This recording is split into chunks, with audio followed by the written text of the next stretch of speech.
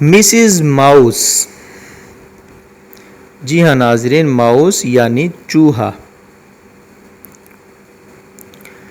Mrs mouse جیسے ہی اپنے کاموں سے فارغ ہوئی تو وہ اپنے کمرے میں سونے کے لیے چلی گئی، لیکن لیٹے لیٹے وہ اچانک رکی اور کمرے سے باہر نکل کر اپنے برابر والے کمرے کا دروازہ کھولا۔ اندر اس کا چھوٹا سا بچہ گہری نیند سویا ہوا تھا۔ وہ اطمینان بھری سانس لیتے ہوئے اپنے کمرے میں چلی گئی اور جلد ہی گہری نیند سو گئی۔ ادھر سے اس کا چھوٹا شرارتی بچہ ماں کے جاتے ہی فوراً آنکھیں کھول کر کمرے سے باہر نکلا اور مین گیٹ کے سامنے آ کھڑا ہوا۔ اس سے اپنی ماں کے کہے ہوئے لفظ یاد آنے لگے، جو پچھلی رات جب اس نے گھر سے باہر جا کر کھیلنے کی ضد کی تو انہوں نے اس سے کہے تھے کہ بیٹا ابھی تم بہت چھوٹے ہو، دشمن کا مقابلہ نہیں کر سکتے، ابھی گھر سے باہر مت نکلنا۔ لیکن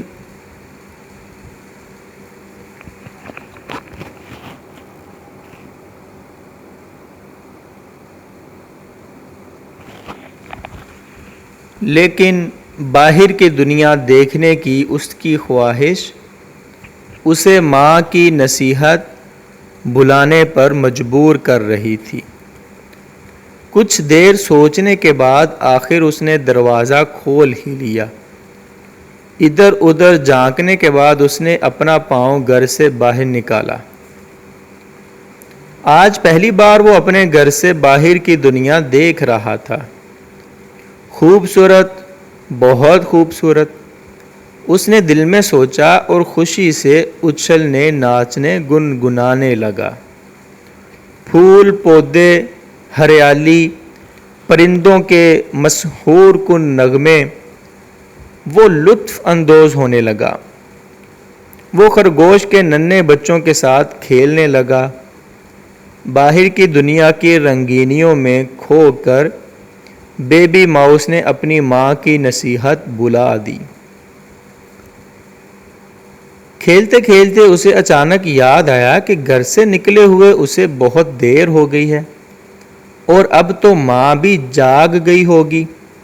یہ خیال آتے ہی اس نے دوڑنا شروع کیا، لیکن اسے کہاں جانا ہے وہ یہ بھول چکا تھا۔ ماں کی نصیحت کے ساتھ ساتھ اس نے اپنے گھر کا راستہ بھی بھلا دیا تھا۔ وہ رونے لگا۔ اسے کچھ سمجھ نہیں آ رہا تھا کہ اب کیا کرے۔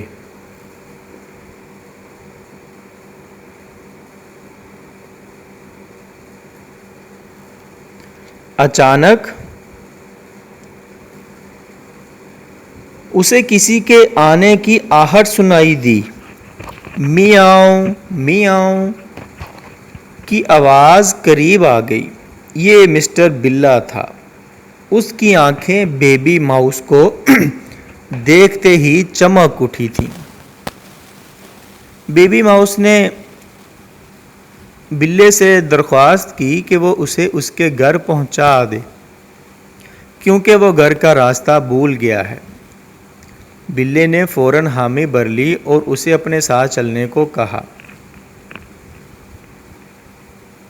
لیکن جیسے ہی بیبی ماؤس بلے کے قریب آیا اس نے اسے اپنے پنجوں میں دبوچ لیا اور پنجرے میں بند کر دیا۔ مسٹر بلا کہکے لگانے لگا اور کہنے لگا، بے وقوف بچے، کیا تو نہیں جانتا میں تو بلا ہوں، تیرا سب سے بڑا دشمن۔ اب میں تیرا سوپ پکاؤں گا اور اپنے دوستوں کی دعوت کروں گا۔ بیبی ماؤس رونے لگا۔ اسے اپنی ماں کی باتیں یاد آنے لگیں۔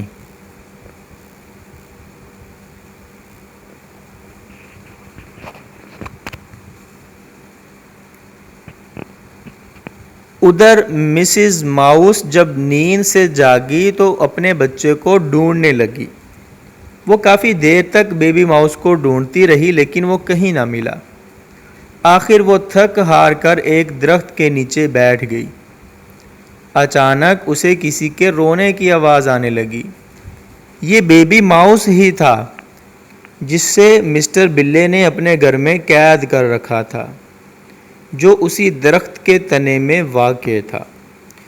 مسز ماؤس آواز کا پیچھا کرتی ہوئی وہاں پہنچ گئی جہاں بیبی ماؤس قید تھا۔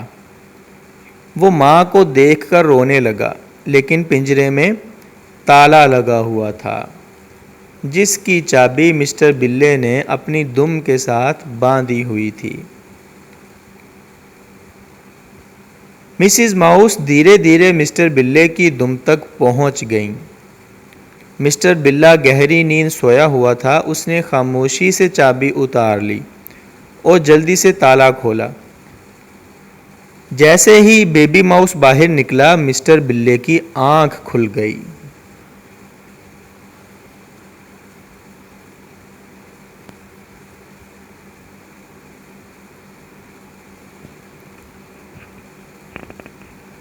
وہ چلایا اور ان کی طرف جھپٹا، لیکن اس سے پہلے مسز ماؤس بیبی ماؤس کو لے کر وہاں سے بھاگ نکلی۔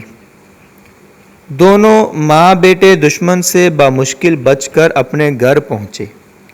تب مسز ماؤس نے بیبی ماؤس کو سمجھایا کہ اگر کوئی بڑا ہمیں کسی بات کے لیے منع کرتا ہے تو اس میں یقیناً ہمارا ہی کوئی فائدہ ہوتا ہے۔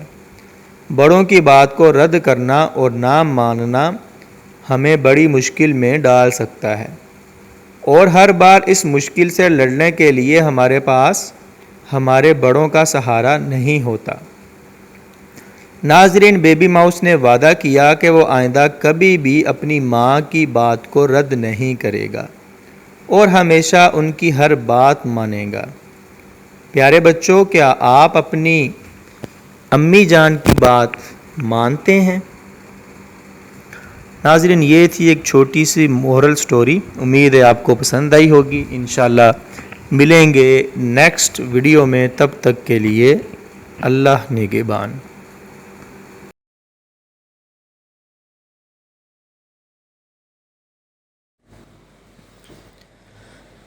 آج گھر میں چہل پہل تھی۔ ہری، نیلی، پیلی جھنڈیوں سے گھر کا صحن مزین تھا۔ سغرا بہن کے ذہن کے مطابق کی گئی آری ترچھی ڈیزائننگ صاف نظر آ رہی تھی، جس کی بے ترتیب اور ٹوٹی پھوٹی لڑیاں ادب سے جھک کر فرشی سلام پیش کر رہی تھی۔ آج لڈن میاں کا CSS کا امتحان پاس کرنے اور نوکری ملنے پر دیا گیا اسرانہ تھا۔ گھر بھی کچا کچ مہمانوں سے بھرا پڑا تھا۔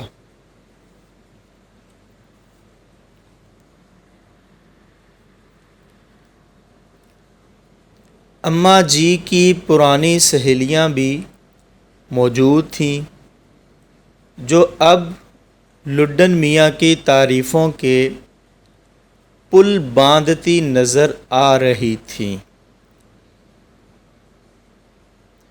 ایک نے کہا، بہن، اب سب مکمل ہے، لڈن کی شادی کرو۔ بہو بیگم گھر آئے اور گھر کا سونا آنگن مہکے۔ اماں جی فرط جذبات سے گویا ہوئیں۔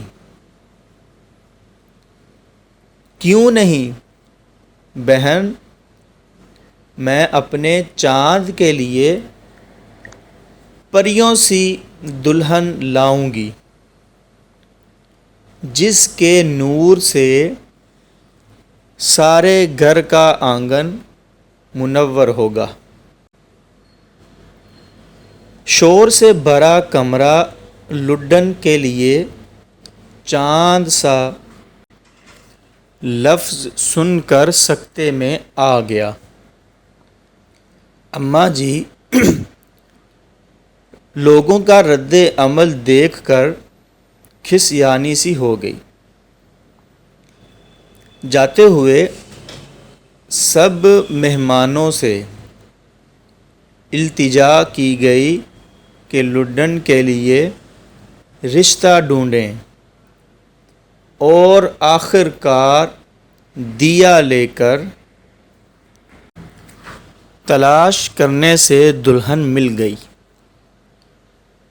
5.2 فٹ کی لڈن کے لیے 4.9 فٹ کی دلہن ملی، اور دھوم دھڑکے سے دلہن پیا گھر سدھار گئیں۔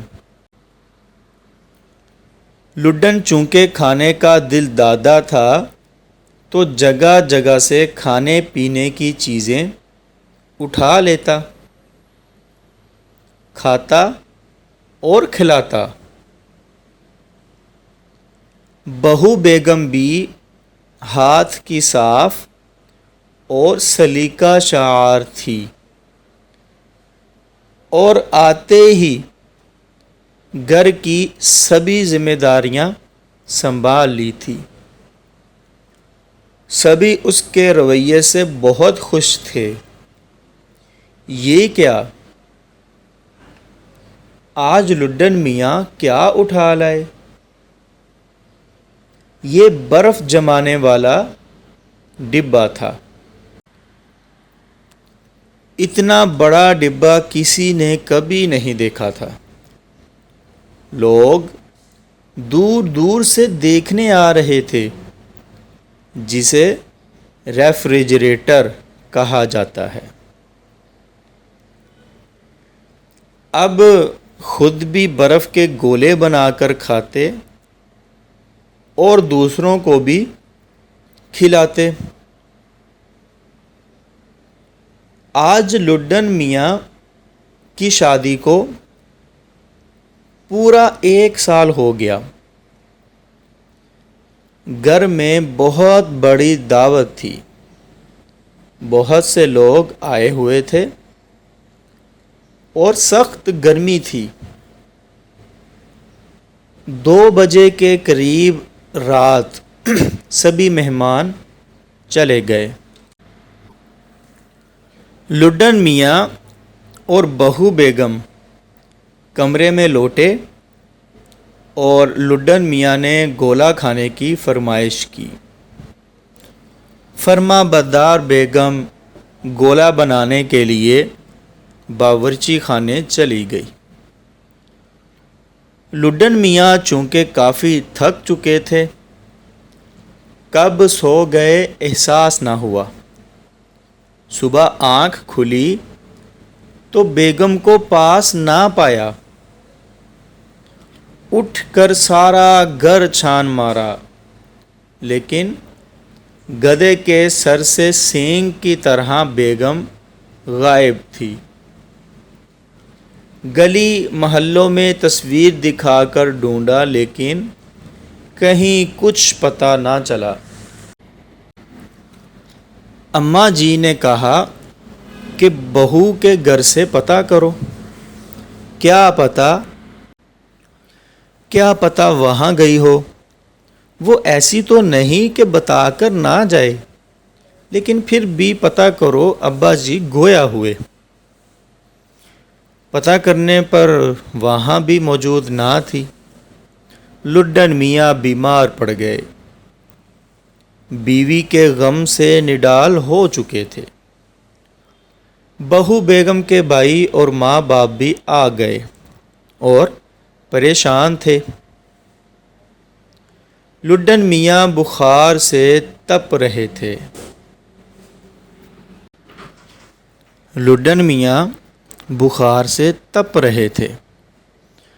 ڈاکٹر نے کہا برف سے کپڑا لگا کر ماتھے پر رکھو۔ لڈن میاں کا سالہ فریج سے برف نکالنے کو آگے بڑھا۔ باورچی خانے میں موجود فریج کو زور لگا کر کھولنے کی کوشش کی، لیکن دروازہ سختی سے مقفل تھا۔ ایک مکینک کو بلایا گیا۔ اس نے اپنے آلات کی مدد سے دروازہ کھولا۔ فریزر کے اندر کا منظر دیکھ کر سب کے سب بوکھلا گئے۔ ہوا کچھ یوں تھا کہ جب لڈن نے اپنی پیاری بیوی کو اپنے لیے گولا بنانے کے لیے باورچی خانے میں بھیجا تو گھر میں رش ہونے کی وجہ سے فریج کے پاس رکھی چوکی کھسک کر فریج کے نیچے چلی گئی اور دلہن بیگم اپنی چھوٹے چھوٹے پاؤں کی ایڑیوں کے بل پر برف نکالنے کی کوشش کرنے میں فریج کے اندر لڑک گئی اور اوپر سے ڈھکنا بند ہو گیا۔ وہ اس ٹائم بہت چلائی، مدد کے لیے کہا، لیکن کوئی مدد کو نہ آیا۔ کوئی کیسے آتا؟ اور وہ اللہ کو پیاری ہو گئی۔ اس دن کے بعد سے محبت کی یہ داستان تو ادھوری رہ گئی۔ لیکن اس برف کے ڈبے کو دور کہیں پھینک دیا گیا۔ لڈن میاں گلیوں کوچوں میں چیختے اور دیوانہ وار گھومتے اور گولے گنڈے والوں کو پتھر مارتے نظر آتے ہیں۔ اماں ابا پرانے محلے شفٹ ہو گئے اور کہانی انجام کو پہنچ کر بھی ادھوری رہی۔